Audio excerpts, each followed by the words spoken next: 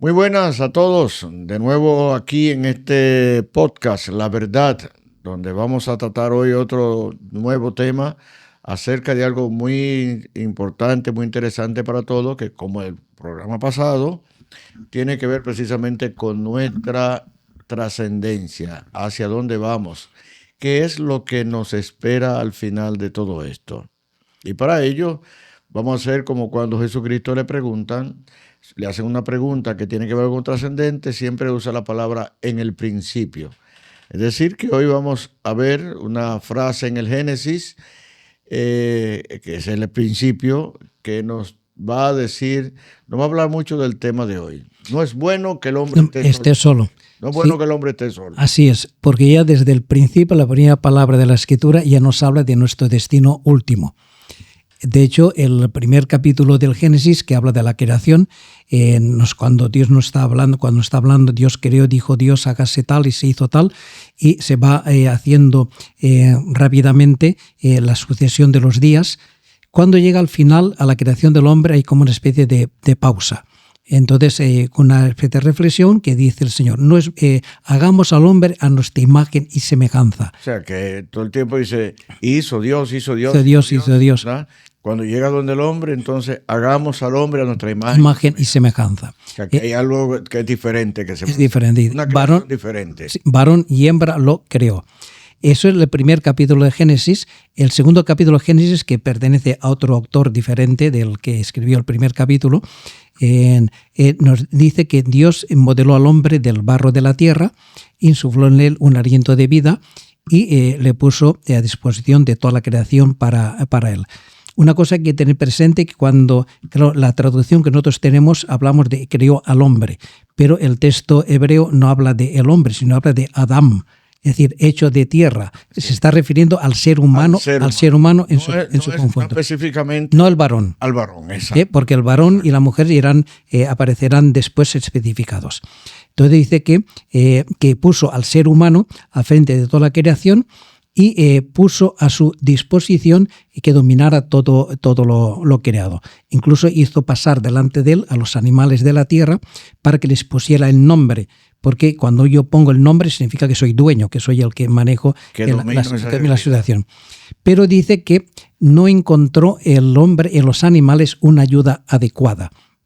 Porque yo con los animales puedo tener cierta relación, incluso de cariño, de muchas cosas, pero no puedo tener una relación personal, porque no somos de la misma naturaleza. Es interesante, padre, porque hoy en día estamos mirando, vamos a ciertos países y encontramos a muchas parejas que tienen un perro o que tienen un gato o que tienen... Sí, cualquier mascota. Cualquier mascota. De hecho, mascotas que son como los reptiles, que no tienen ningún tipo de sentimiento. Su cerebro no le da para tener ningún tipo de sentimiento, como puede tener un perro o hasta un gato, digo yo, pero no lo tienen. O sea que es algo absurdo. O sea que el hombre no encontró una ayuda adecuada en los animales porque no puede entablar una relación personal. Y nosotros somos personas y estamos llamados a la relación personal con otra persona.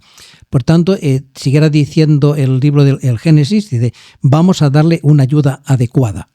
Y entonces ya conocemos el relato, como Dios insufló un sopor en el ser humano, él sacó una costilla, que en hebreo se dice shem, que significa lo más íntimo de la persona, y con ello hizo y ahí aparece ya la distinción entre el varón y la mujer.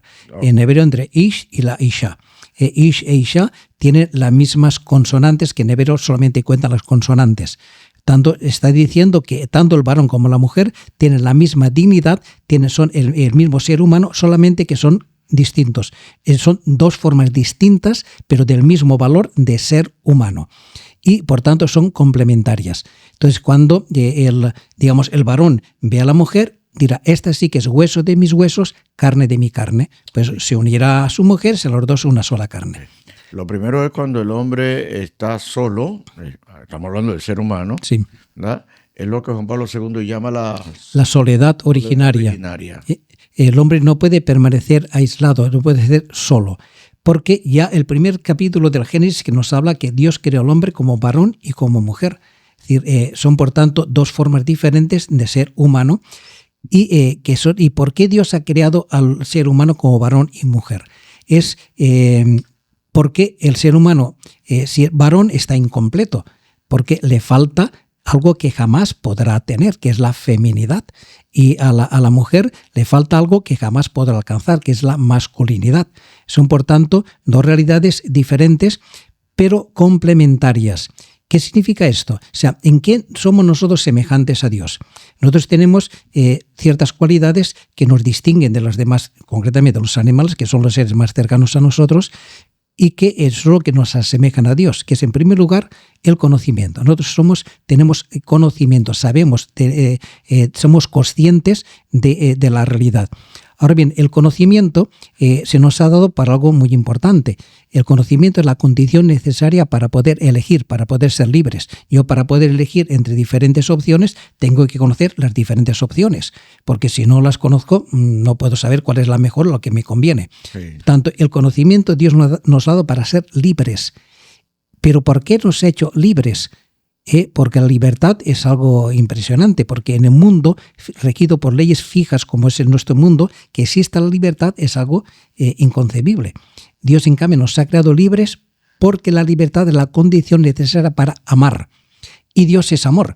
Esto es lo que nos hace semejantes a Dios, el poder amar.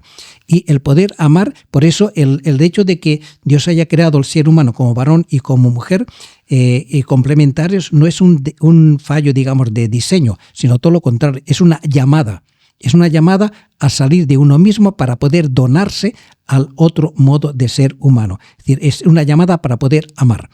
Porque si yo me quedo en mi ser, me quedo incompleto. Si el varón se queda en su ser de varón, se queda incompleto. Si la mujer se queda en su ser de mujer, se queda incompleta. Solamente se complementa cuando el uno se dona al otro. Por eso el ser humano encuentra, el varón encuentra en la mujer la ayuda adecuada que antes no tenía, antes no poseía. Porque con eso se hace completo ya, vamos sí, a decirlo. Se hace completo. Ahora bien, ¿cuál es realmente la ayuda adecuada para el ser humano? Porque la mujer no le puede dar la vida al varón, ni el varón le puede dar la vida a la mujer, porque la vida es un don que viene de Dios. Y por tanto, el varón no ha sido creado para la mujer, ni la mujer para el varón. ¿Para qué hemos sido creados nosotros verdaderamente? ¿Cuál es el sentido de nuestra creación? Pues para eso tenemos que acudir al conjunto de la Escritura, porque la Escritura es como un cuerpo orgánico en el que todo está interconectado, interrelacionado. Y yo para entender un texto tengo que acudir al contexto y al contexto de toda la Escritura. Bien, es bueno que aclaremos, padre, que con esto no estamos diciendo que el matrimonio no sea una realidad. Que no, en absoluto. ¿Verdad? Sino que... como veremos más adelante, ¿verdad?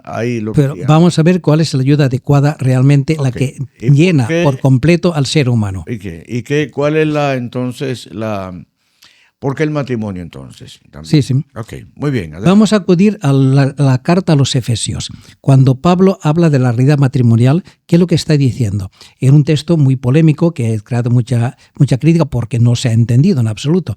Cuando dice Pablo, maridos, amad a vuestras mujeres como Cristo amó a la iglesia que se donó y se entregó por ella. Mujeres, someteos a vuestros maridos como la iglesia se somete a Cristo como a su cabeza. Porque el marido es cabeza de la mujer como Cristo es cabeza de la iglesia. ¿Qué significa todo esto? Aquí Pablo pone en relación dos realidades. La relación de Cristo con la iglesia y la relación del varón con la mujer. Y dirá que Cristo es aquel que... ¿Y cuál es el ejemplo? Digamos, el punto de referencia es Cristo y la iglesia. Por eso Pablo dirá, yo lo refiero a Cristo y a la iglesia. De forma que este gran sacramento, gran signo es Cristo y la iglesia. De forma que el matrimonio, la relación del varón con la mujer, hace referencia a Cristo. Es un signo de la realidad. Es un sacramento de la realidad. Eso es lo que es un sacramento, ¿verdad? Una realidad terrena que apunta hacia una realidad celestial mucho más grande y completa. Sí, ¿por qué Cristo es cabeza de la iglesia? Cristo es cabeza de la iglesia no en el sentido de que el que gobierna, el que organiza, el que manda. No, cabeza viene en el sentido de ir delante, de encabezar. Porque Cristo ama a la iglesia, es cabeza de la iglesia porque es el primero que la amó y se donó por ella. Siendo nosotros todavía pecadores, Cristo se entregó por nosotros. Él es el primero en amar, el primero en donarse, el primero en entregarse. Por eso es cabeza de la iglesia. Y la iglesia, sabiéndose amada por Cristo, ¿cómo le responde? Responde sirviéndole. Yo te sigo a ti hasta el fin del mundo porque sé que tú me amas. Es un poco lo que veíamos en un podcast anterior, que la naturaleza de Dios es dar. La naturaleza del hombre es acoger, es recibir. Por tanto, Cristo es el que da, el que ama, y la iglesia, la que sabiéndose amada, cogiendo este amor, responde a su vez con este amor. La tenemos difícil los hombres, padre, y no lo sabemos muchas veces. Sí, exactamente. ¿Por qué el marido es cabeza de la familia, de la mujer? Porque es el primero en amar, el primero en donarse. No es porque es jefe, padre. No es porque es el jefe, no. Porque es el primero en servir.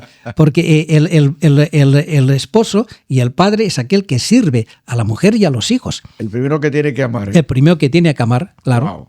Y los hijos se sienten amados, entonces responden amando a su vez al padre. Y la mujer se siente amada, por eso responde sirviendo, entregándose al marido. A mí me gusta cuando San Pedro lo dice, ¿verdad? Me gusta hoy San Pedro porque San Pablo era célibe, pero San Pedro era casado. Él conocía bien la situación, sí. ¿Verdad? Y entonces dice que el hombre tiene que hacer como Cristo, que tiene que lavar a la esposa y regenerarse para presentársela, ¿verdad? Inmaculada e inmarcesible. Entonces, óyeme, tenemos una misión bastante fuerte los hombres en este sentido, Es que presentarse a la mujer sin mancha ni arruga. Óyeme, tendremos que ser cirujano plástico o algo así. En ese sentido, la mujer lo tiene más sencillo porque la mujer hace presente lo que es la criatura y por tanto la criatura es receptiva y que responde al amor con el amor. Wow, en cambio, el hombre, que también somos criaturas, tenemos... Quizá parafraseando San Agustín, yo para vosotros soy obispo, con vosotros soy cristiano. Entonces pueden decir, yo soy, como ante Dios soy criatura y por tanto respondo al amor de Dios con el amor que Él me ha amado, pero para los demás hago presente a Dios que se dona, que se entrega, que es el primero en amar y el primero en servir. Por tanto, lo tenemos un poco más complicado. Entonces, esto apunta, como usted nos decía, a otra realidad. A ver, ¿cuál es la realidad entonces? Entonces, ¿quién es la ayuda adecuada? ¿Qué es aquello que a mí me llena por completo? Que me quita, me saca de mi soledad. Entonces, ¿quién es esta realidad? Si vamos otra vez a San Pablo, dirá que el misterio escondido desde el principio ha sido revelado ahora en nuestros días. ¿Cuál es este misterio escondido? ¿Cuál es el proyecto de Dios cuando creó al hombre? El proyecto cuando creó al hombre no es otra cosa que la comunión con el ser humano. De hecho, el hecho de que Dios cree con la palabra está diciendo que la intención de Dios al crear es entrar en relación, entrar en comunión con la criatura que es capaz de escuchar y de responder, que es el ser humano. Es decir, tanto Dios cuando crea está pensando en nosotros. Pero y el deseo es compartir su vida, su existencia con nosotros. Como dirá en una frase maravillosa de San Juan de la Cruz, es condición del amante hacerse uno con el amado. Dios, que es el amante, Dios aquel que ama, quiere hacerse uno con el amado, que somos nosotros, quiere hacerse uno con nosotros. Por tanto, Dios cuando crea tiene presente ¿a quién? Aquel que es uno con él, a Cristo. Porque Cristo es la combinación de toda la creación. Porque si el objetivo de la creación es la comunión del hombre de Dios con el hombre, en Cristo Dios y el hombre son uno. Es por tanto, y también lo dirá la misma escritura, la carta a los Colosenses, todo ha sido creado en Él, por Él y para Él, refiriéndose a Cristo. O sea que esto que fue creado todo por Él, no solamente se está hablando de la naturaleza, sino que también está hablando específicamente de nosotros, los hombres. Nosotros somos, y concretamente de Cristo, que es la expresión de la que estamos nosotros llamados. En Cristo, Dios y el hombre son uno, y nosotros estamos llamados a ser uno con Dios, que es lo que expresará el mismo Jesús en la oración sacerdotal. Padre, que sean uno, que así como tú y yo somos uno, ellos sean también uno en nosotros. Por tanto, el misterio escondido y revelado en los últimos tiempos es que Dios quiere hacerse uno con nosotros, o que nosotros seamos uno con Él. Él es, por tanto, Dios aquel que llena por completo las expectativas del ser humano y por tanto la ayuda adecuada. Esta ayuda adecuada no podía hacerse presente hasta la encarnación del Hijo de Dios, porque en Cristo, Cristo sí que es carne, hueso de nuestros huesos, carne de nuestra carne, de forma que nosotros estamos llamados a la comunión con Dios y realmente, concretamente, comunión con Cristo, ser uno con Cristo, porque Cristo se presenta como el esposo y nosotros somos la esposa. De hecho, en los evangelios, en cierta ocasión, cuando los fariseos le recriminan a Jesús, ¿por qué tus discípulos no ayunan como ayunan los discípulos de los fariseos y de Juan Bautista?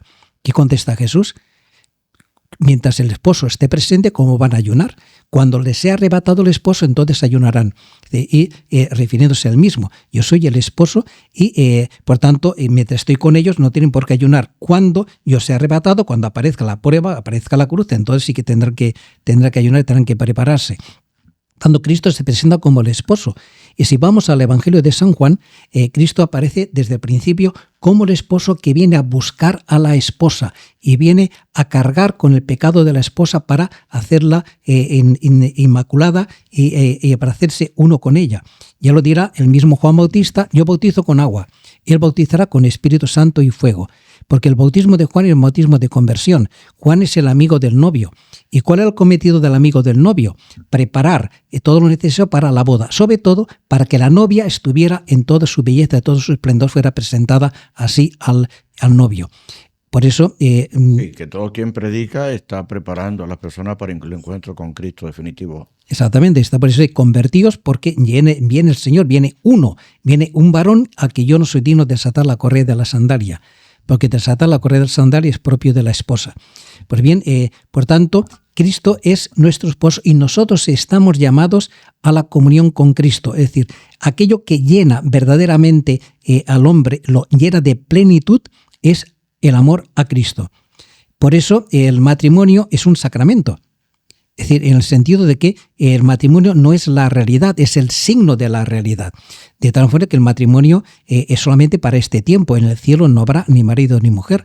Lo dirá el mismo Jesús discutiendo con los saduceos, cuando el caso de aquella mujer que tuvo 7 maridos y demás, dirá: en el cielo no habrá ni marido ni mujer, sino todos serán como ángeles de Dios. No dice como ángeles porque no somos ángeles, no dice que sean ángeles porque no somos ángeles, como ángeles de Dios. Ángeles, alguna semejanza. Pues. Semejante, es decir, en que allí seremos todos uno en Cristo con Dios. Repito lo que ha dicho Cristo, Padre, que sean uno como tú y yo somos uno, que ellos sean uno en nosotros. De forma que yo he sido creado para la comunión con Cristo, para hacerme uno con Cristo. De forma que yo me conforme plenamente a Cristo, como dirá también San Pablo en cierta ocasión: ya no vivo yo, es Cristo quien vive en mí. Esta es mi vocación, la que he recibido de Dios, que me ha creado para amar y para ser amado. Ahora bien, esto es propio de todo cristiano, también el matrimonio. También el matrimonio está llamado a esta comunión con Cristo. De hecho, el marido y la mujer se ayudan mutuamente. ¿A qué se están ayudando? ¿Por qué el matrimonio se llama, en los judíos se llama santificación? Porque se están santificando el uno al otro. ¿Cómo se santifican? Aprendiendo a amar. Cuando aparecen los problemas, cuando aparecen los conflictos, entonces aparece la capacidad de poder perdonar. ¿Y qué es amar? Poder aceptar al otro como es, también con sus debilidades, también con sus defectos, porque es así como Dios nos ama a nosotros. Que nos acepta con nuestros pecados. Con nuestras debilidades. Tanto el matrimonio como la vida en común, el hecho de estar en relación con otras personas, es una ayuda. El otro es alguien que nos ayuda a santificarnos. También cuando el otro nos hiere, también cuando el otro nos molesta, porque eso hace ver en la capacidad que tenemos nosotros de poder aceptar y poder cargar con el pecado del otro, poder amar al otro, porque es como Dios nos ama. Entonces, bien, dos cosas, padre. Entonces, eso está bien claro entonces que la virginidad, el celibato, pues tiene razón de ser entonces, porque hablamos tanto del matrimonio, pero entonces ustedes lo que tienen el celibato, que se van a casar, no van a tener mujer ni marido, como dirá Jesucristo en ese evangelio. Entonces, ¿cómo se ve esa realidad? Sí, en el mismo momento en que, por ejemplo, le preguntan, esta vez los fariseos, a Jesús sobre el matrimonio, si es lícito divorciarse o no divorciarse, Jesús remite al principio, el principio no fue así. O sea, ¿por qué Moisés permitió el divorcio? Porque el hombre no tiene la capacidad de amar como ama Dios. Y por tanto, el amor humano es un amor que si me corresponde, yo te corresponde, pero si no, rompemos. Sin embargo, nosotros estamos llamados a amar como nos ama Dios. Por eso Cristo dirá, a partir de ahora ya no es así, porque yo os doy mi espíritu. Por tanto, yo, resucitando entre los muertos, os he dado mi Espíritu Santo, y con mi espíritu podéis amar como Dios nos ama. Porque nosotros estamos llamados a amar no con amor humano, sino con el amor divino. Porque el otro lo que espera es de nosotros que le amemos a plazo total, sin límites. Porque nuestro amor humano tiene sus límites. El amor de Dios es ilimitado. Todo lo acepta, todo lo cree, todo lo soporta, porque el amor es Dios. Y este es el amor que estamos llamados a amar, que nos da Jesucristo con su Espíritu. Y en ese mismo momento dirá, hablará ahora del celibato. Hay eunucos que los hacen los hombres, hay eunucos que se hacen a sí mismos por el reino de los cielos.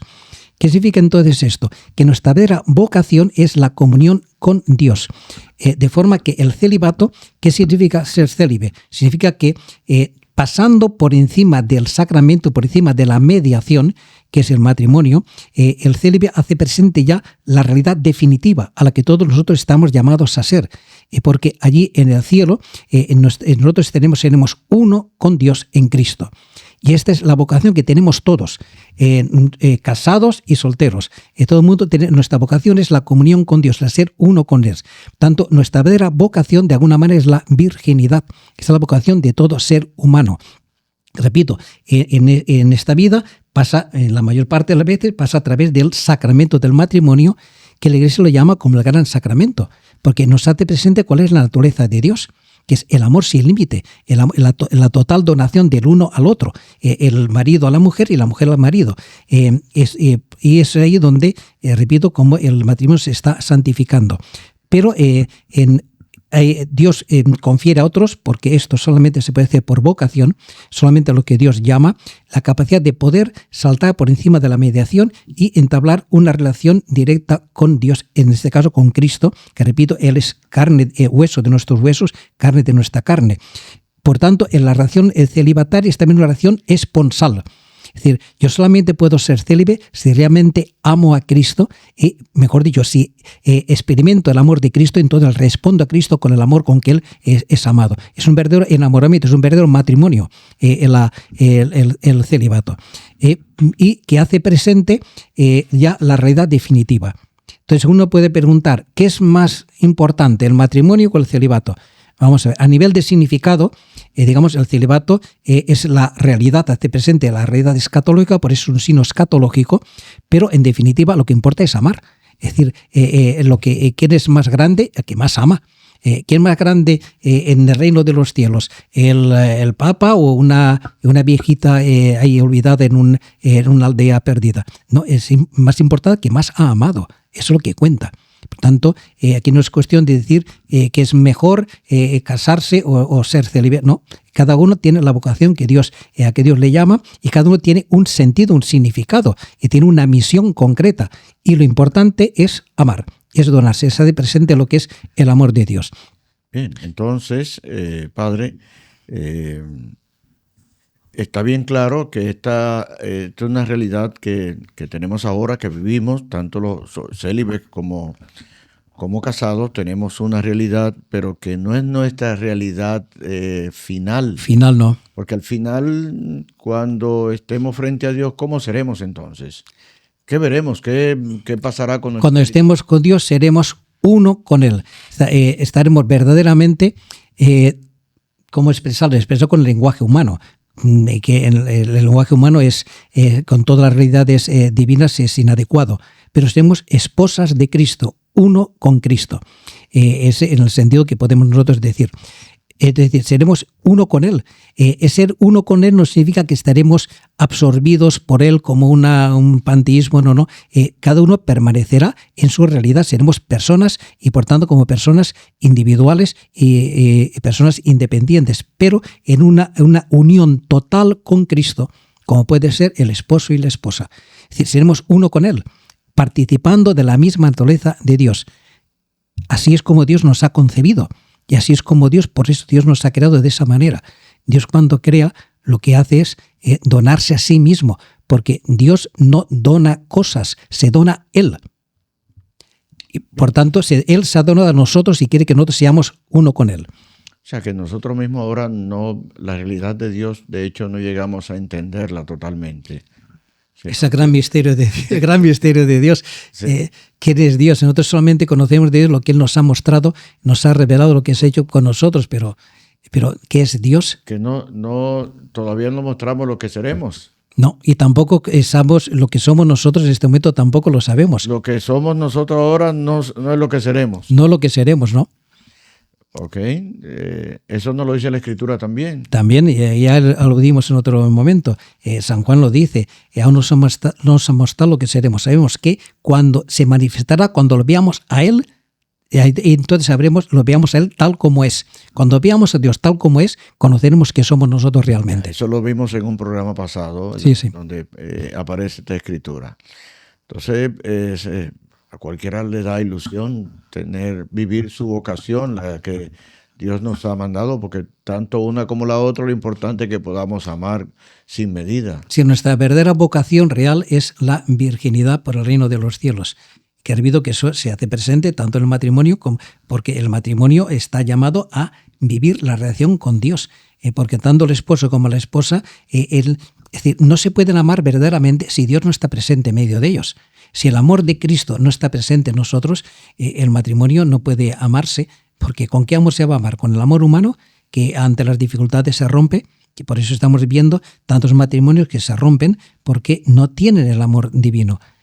Por tanto, para poder el matrimonio, para poder ser realmente matrimonio, tienen que conocer el amor de Cristo, tienen que amar a Cristo, poner a Cristo en el centro de su vida y de su existencia. De esa manera sí que se pueden amar ellos, sí que se pueden donar el uno al otro, se pueden perdonar y pueden cargar con las debilidades del otro, porque el amor de Dios es así. El amor de Dios no tiene en cuenta nuestros pecados y el amor de Dios lo acepta todo, lo cree todo, lo soporta todo, no juzga, no tiene en cuenta el mal, no lleva cuenta de la injusticia, no dice tú me hiciste tal cosa o me dejaste hacer tal otra cosa. Si no tiene eso, no, eso olvida todo, lo olvida todo.